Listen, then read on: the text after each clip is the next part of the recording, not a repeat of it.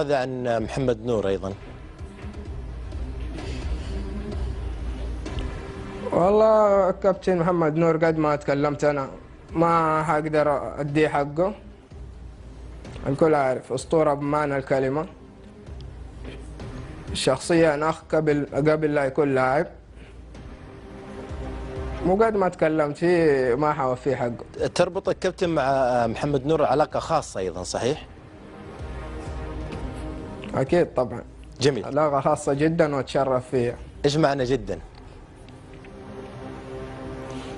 يعني جدا علاقة قوية. العلاقة اللي بيني وبين محمد يعني مي بس الكورة، في الحياة العامة. جميل. طيب كابتن، 10 سنوات في الملاعب مع 3 فرق كبيرة، هذه التجربة الكبيرة بالتأكيد التي لعبت فيها قاريا، لعبت فيها مع المنتخب السعودي، لعبت فيها أيضا في كافة البطولات. ماذا شكلت في خبرة مختار فلاتة في هذه الفترة؟ والله طبعا أول شيء أحمد الله وأشكره، يعني الفترة هذه اللي قاعد أقضيها في الملاعب إن شاء الله لسه عندي الأكثر. زي ما قلت الواحد يستفيد، يعني كل مباراة يلعبها في حياته بيكتسب منها خبرة. جميل. إن شاء الله أول هدف لي الخبرة اللي اكتسبتها هذه إن شاء الله أساعد نادي الوحدة هذه السنة في تخطي الفترة الصعبة اللي نحن فيها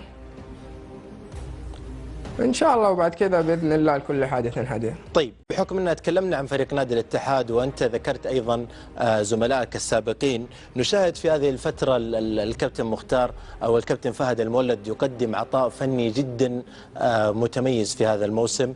أنت ماذا تقول عن فهد المولد وأنت تعرفه جيدا ولعبت بجواره أيضا؟ أول شيء أقول له شخصيا الله يعطيك العافية،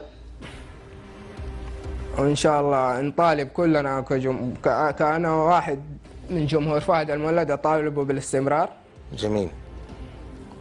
لكن فهد له 3 سنين من الصلاة على النبي، جات فترة حصل له دروب، الكل يحصل له دروب. بس الشيء اللي مو عارفينه الجمهور إنه فهد لسه لاعب، يعتبر لاعب صغير في السن، فلازم يدوه فرصته ويدوه وقته. الكل شاف قاعد ينضج مع المباريات، قاعد يتحمل مسؤولية وقاعد ينتج في الملعب، والله يعطيه العافية.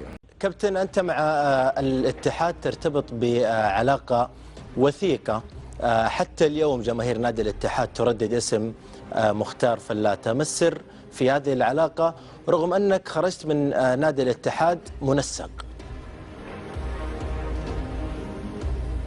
أول شيء هذا شيء أفتخر فيه، إنه جماهير كبيرة زي جماهير نادي الاتحاد لين دحين تردد اسمي.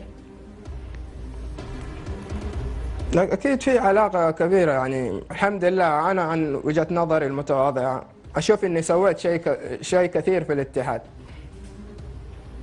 جميل. وبفضل الله ثم بفضل زملائي السابقين وجمهور الاتحاد.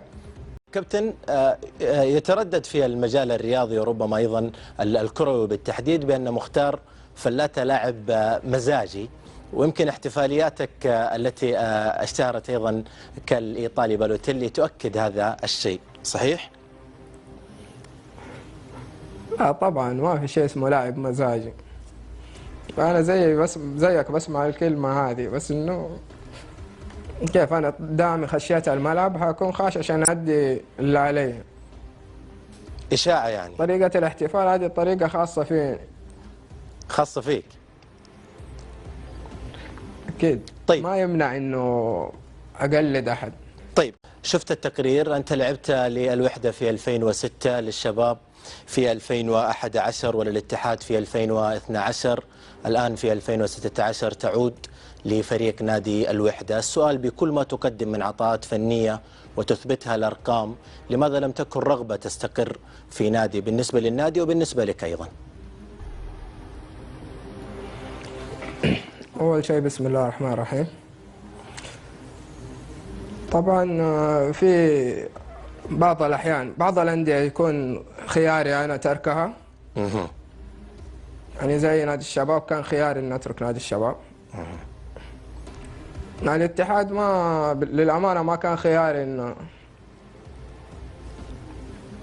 بس كان خياري اني ارجع نادي الوحده وامثل نادي الوحده واتشرف بهذا الشيء. جميل.